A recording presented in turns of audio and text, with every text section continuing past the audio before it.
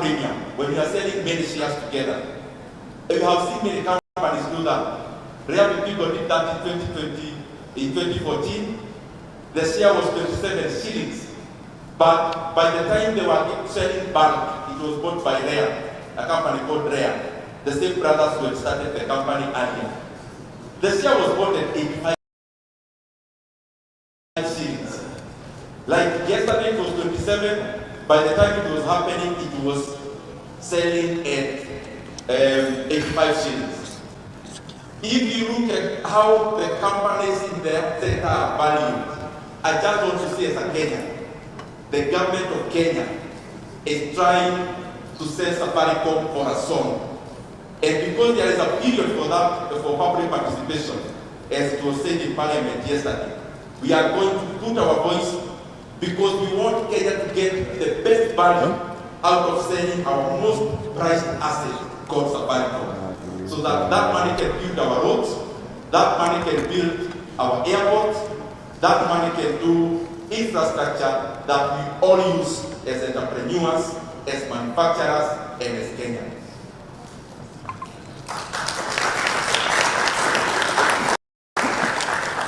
And lastly, from where I sit as Nyoro, I don't talk about these things in terms of politics. If there is value that can be gotten and Kenya gets the rightful value for Safaricom, we would all be happy. And I listened to my elder brother, Honorable John Bandi. He was on in TV stations yesterday and today morning. And he put a challenge that in fact today he was saying he was wishing I would be there so that we discuss that matter. I want to, from this platform, respectively, tell my brother Honorable Bandi, I have taken up the challenge. When you are ready, I am ready, and in a TV station of your choice. And as you come with all the stakeholders involved in the sale of Safaricom, because we are not doing it for politics, as I'm repeating. I want to ask very pertinent questions on behalf of Kenyans. And because he's doing the challenge, I also return in kind that when he's ready, including Monday, I am also ready in any TV station with any moderator of his choice so that Kenyans can get value for money in the sale of Safaricom. Coming to the meeting, today's meeting, I am shouting because I realized when I was seated that I was not hearing very well. And because I would want us to be together, that's why I'm talking with a higher voice, because I realize the mic is not very, very loud. The economy of Kenya, and I am glad that I came early. I have sat here, and I am very, very proud of our country, Kenya, and the people in this hall. Thank you very much, and today I'm going to get a salute to you. Because seated here, listening to what all the speakers who came here are doing, I realized that we're in a very good country and that support should go to where it matters most. And the kind of support that can be rendered to the people in this hall, definitely none would go to waste. Because I have seen a diversified stakeholders dealing with the subsector. But more importantly, it actually also opened my mind that as the late, I should also become a stakeholder and start taking money from Avocado. Our county, I was told, is among the best, actually the best, because I come from Murang'a County. Na nimeona nadara kwa kazi. Lazima pia mimi niingie hapa nitafute pesa. Nimeona iko. By the kind of speeches I saw here and listened to, msishangae next time hata mimi kabana yangu itakuwa bahati. And I wish many more Kenyans were listening. You were actually like on our channels. because I have learned a lot. In fact, you call me as a speaker, I have benefited more from listening than from speaking, because I have seen and talking to the people I got the opportunity to talk to, there is good return here than even buying clothes, as I always keep saying.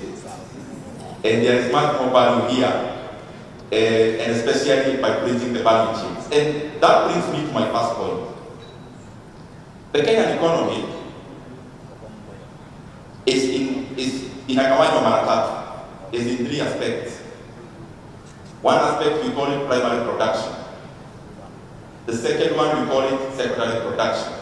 Primary production is everything in raw form, from agriculture, from mining, from fisheries, anything that is produced in raw form. Agriculture is number two. Secondary production is number two, which is more or less manufacturing, together with the value chains around manufacturing. And the third one is service. Now, this is the funny thing about how our economy is and productivity. What we call agriculture, that is raw form, accounts for around 18% of our GDP. 18% of what we produce per year is produced in primary production. That is farming, not just agriculture, farming itself. Because agriculture has a lot of value. Farming, minerals, fisheries, forestry, asilimia 18. Manufacturing accounts for manufacturing together with the associated value chains accounts for 17%. But by manufacturing alone, if you remove all the other value chains around it, it is at double digit. It's around 8%. So service industry accounts for 65% of our GDP. What am I trying to say with all these issues I'm talking about? Imagine agriculture, the raw form of our production. It's not just farming. Agriculture, in the economic sense, incorporates including fisheries and the rest, as I have stated. That 80% of what we produce employs 70% of the entire rural population. Because the rural population in Kenya, 70% are engaged in, especially agriculture itself, farming. Then it shows that there is very low productivity in agriculture. What our parents do, rearing a cow, what we also do, raw agriculture. Per person, what comes to your pocket as productivity is too low. And there is no economy in the world, including the many popular economies now in Kenya. The economies now we are referring to often. From the growth of UK, US, Japan, Asian tigers, there is no economy, even one, that has a case that we studied, that this country became first world, and this company became developed because of agriculture. And I am very proud that in this hall, that has already sunk. Because I've seen beyond farming avocado, farming parties in the farm. Beyond that, I have seen we are trying to bridge the value chains around it. Even if we are selling a lot of it in raw form, at least there is something we are doing in terms of value adding. But I'm even more proud that beyond exporting the raw avocado, many of us here are actually also making oil. I am very proud of that, because when you rely on just exporting, of course you become a prisoner of seasons. Every economy that relies on pure primary production becomes a prisoner of weather, becomes a prisoner of seasons, and becomes a prisoner of what we call market prices. Market prices always affect commodities. everything that is produced in raw form, mahindi, avocado, maharagwe, minerals including gold, any other mineral, is always affected by global prices. But when you start value adding, then you start doing some other things like branding, like blending, so that you can still sell the same thing, but you have capacity to actually determine your price. Just as it happens in coffee. That there is coffee you buy at this much, but there is much more, there is another that you buy at a much higher price. Because of branding and blending. Because you can determine your price when you jump out of just primary production. Let me stop the jargons and the economic issues. People in this hall today, I want you, when you have time, started the billionaires from Nigeria. I read about them a lot because they motivate me. Billionaires from Nigeria. Starting with Dangote himself. Please go study them, even online when you have time. Study how they started. Study a guy called Absalman. He has a company called BUA Group. Please, because I've seen what you're doing, go study those two cases. How Dangote started and how BUA is a group of companies which now they are in many sectors. The reason I'm saying this, these two gentlemen, both of them started from agriculture. Dangote started from agriculture. The base of Dangote we know now, the richest black African there is in the world, started in this hall today. The refinery is building, the base of Dangote refineries is agriculture. BUA started from agriculture. Now he's doing a refinery. He has, of course, BUA cement. Both of them are also in cement industry. But the money they got from agriculture is the one that catapulted from to where they are. But how do they do it? You make money from agriculture. You make money.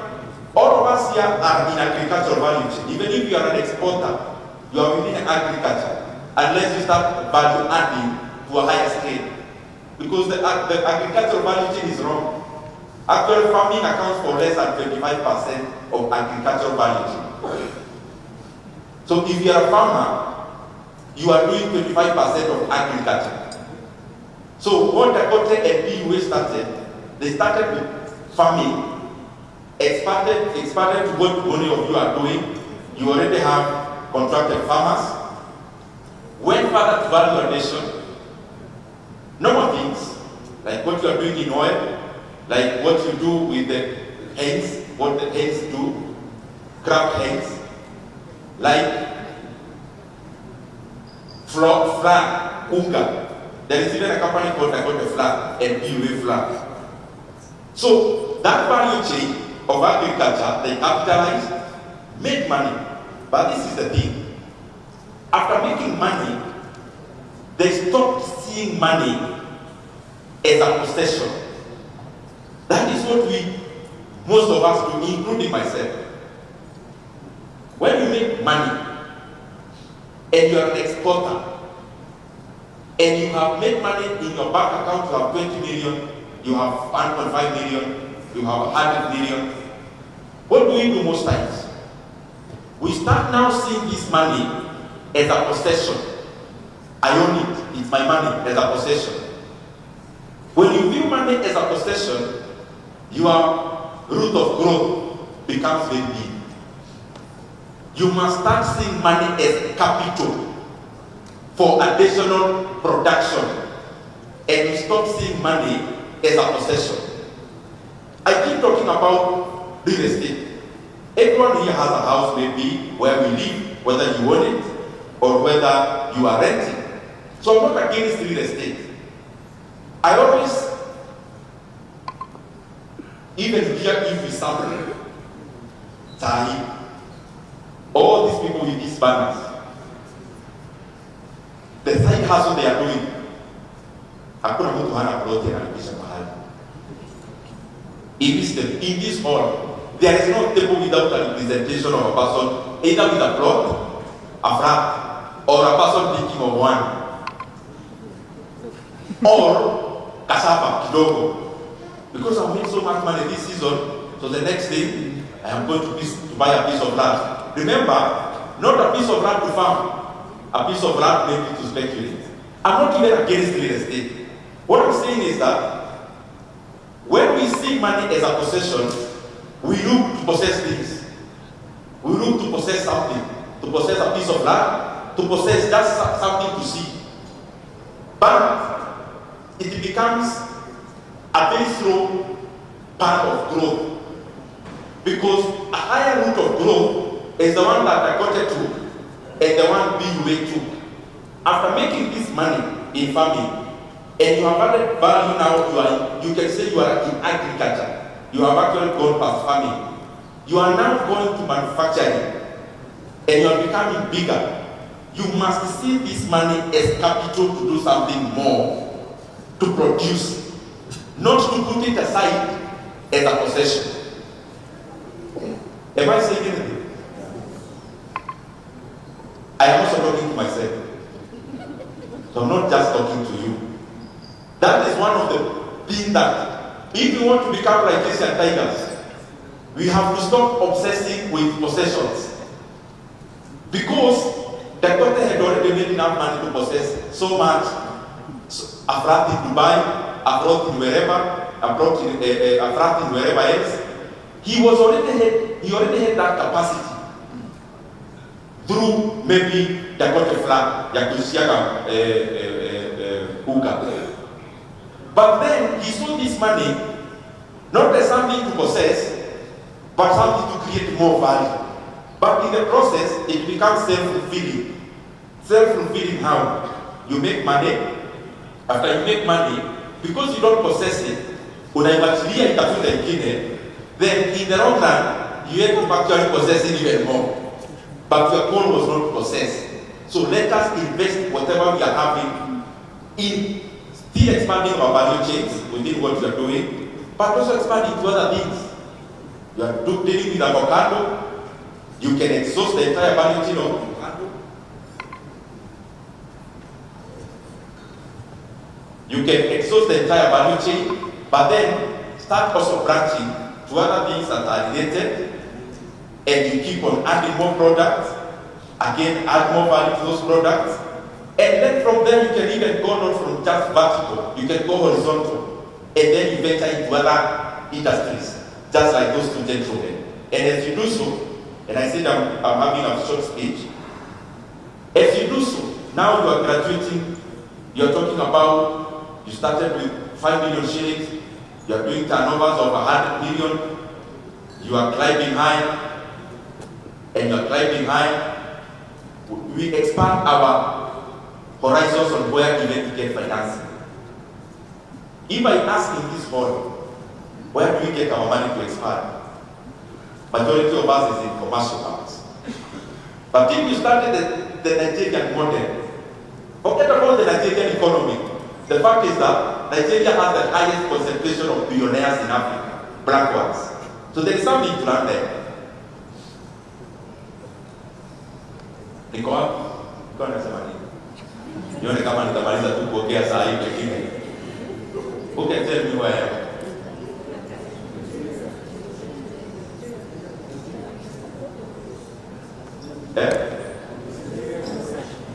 Where? Kwanza hapo kwa bilionea hamsahau sana. But what was I saying about them? Can somebody tell me what's the point I was trying to the life? Nione kama it is too late to give a long speech. No, I had already finished about possessions. Can somebody tell me? Yes? Very good. Please clap for him. It was about financing. If I ask in this hall today where we get our money, majority of us is commercial banks. But do you know at a certain scale, you can get money from regional lenders. The Dakota is where he is because of a Brexit bank. PUA is where they are together with their daughter because of African Finance Corporation. Some of them are people I know. They are actually looking for people to fund. It's definitely a lower rate than the market commercial bank rate. Please, let's also look at that kind of thing. So that it's not just commercial banks. There are other people who can give you money even as an entrepreneur with better rates. So that you also leave commercial banks graduating the other people to reach where you are. Ukifika pahali fulani, ulizia offices are flexing back, and I'm not campaigning for them. It's because it is a real model that has worked. AFC and such kind of regional lenders and regional financiers who can catapult you now where commercial banks can. Very lastly, and I've seen my brother from campus is here, and we have always said this, our commercial attaches, forget about commercial attaches, our ambassadors in Kenya, they must start having a scorecard based on how much market they look for the Kenyan products. I mean, a thriving country or a growing country or a growing economy like Kenya, you cannot only grow through well. Diplomacy is fine, but we must start judging them by how much business they give to the people in this hall and the others like you. So that we are left doing what we need to do in terms of producing, but there is somebody else also doing their best to create robust markets, so that we always perpetually are not having a problem with where to take what we have. Very lastly, I always talk about investment, which I can talk about in 2 minutes. After we make money in what we do here actively, where do we take our money first? You must have heard me somewhere talking about it, but because you are not there, let me paraphrase it, because I don't even think you did anything after listening. You know, even me sometimes I read a magazine, let's say Forbes magazine, Fortune, and I keep telling myself, I must stop reading for fun, and I must stop listening for fun. You know, at the end of the moment, you watch Bloomberg TV, you watch CNBC, you read Forbes, you read Fortune magazine, but to be X-rated. I keep reminding myself, the reason for gaining knowledge is not for me to be excited. It is for me to improve something about myself. So that's why I'm saying, I know even after listening to that video, not many of us did anything about it other than being happy. Passive investment is not just buying a plot of land. I keep repeating that. And my brothers and sisters in real estate, you are doing a good job for giving us a place to build our homes. But we must reorient our capital. And I keep saying, the stock market in Kenya is grossly undervalued. And that is why maybe I was talking about Safaricom. Take a company like the one, unasemanga maneno mingi, take Kenya Power. I'm not campaigning for them, but reason with me. This company, if you bought it, if all of us in this hall we bought Kenya Power today, we would spend 24 billion shillings. 24. The entire value of the company. Last financial year, not last, hii imeisha June ya this year, they made 24 billion in net profit. I was talking to Jango, nikamuuliza machini kama hii ya nini, hizo machini tulikuwa tunaonyeshwa, nikinunua, although me market revenue, nikinunua hii machini, itanirudishia pesa yangu haula. Nilikuwa namuuliza, niambia out 3 years. Nikaona maybe for diversification I can do it. But listen again carefully. This is a company that if we bought it in this one day, you see the way government is selling Safaricom. Tuseme sisi kama Avocado Association, vile tu mnauza hiyo tuuzieni hii. Na bila kumeuza hiyo na hasara, mkiangalia shares tutuzie hivyo hivyo. Tutanunua Kenya Power sisi wote. Avocado stakeholders will buy Kenya Power for 24 billion shillings. Are you get up to them? They made 1 year profit, 1 year net profit of 24 billion.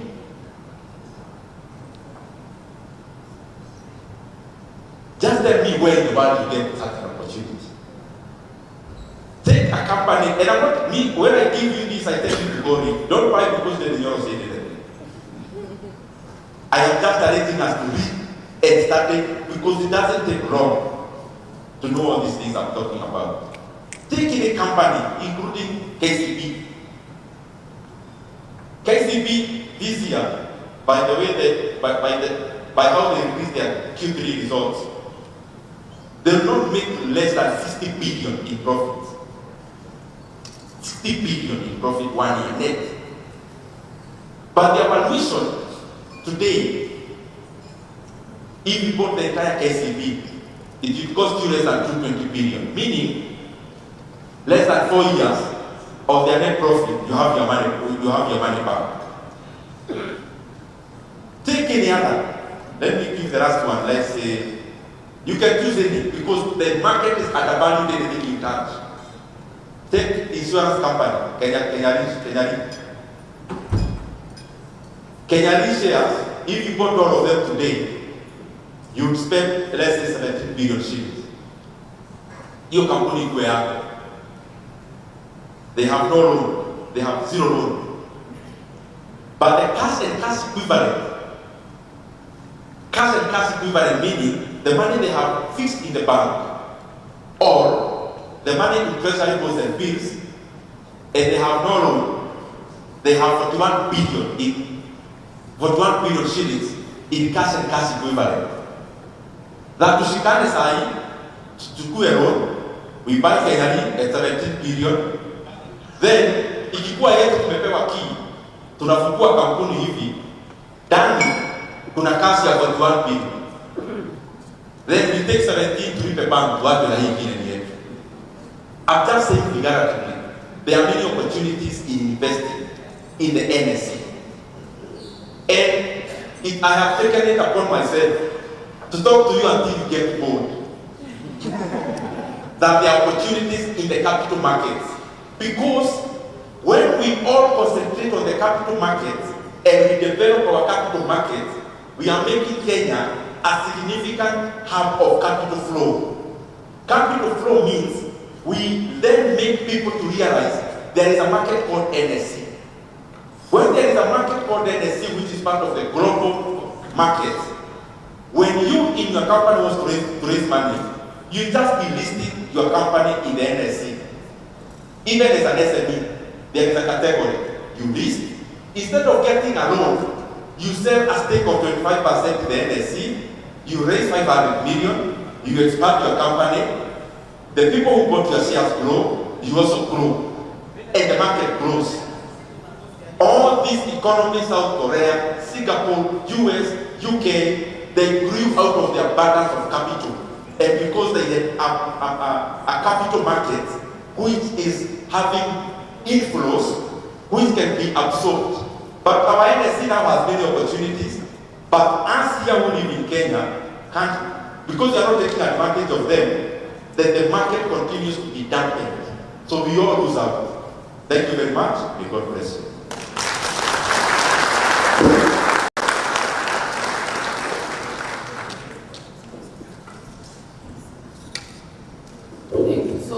Thank you so much, Mheshimiwa Ndindi Nyoro. You really are super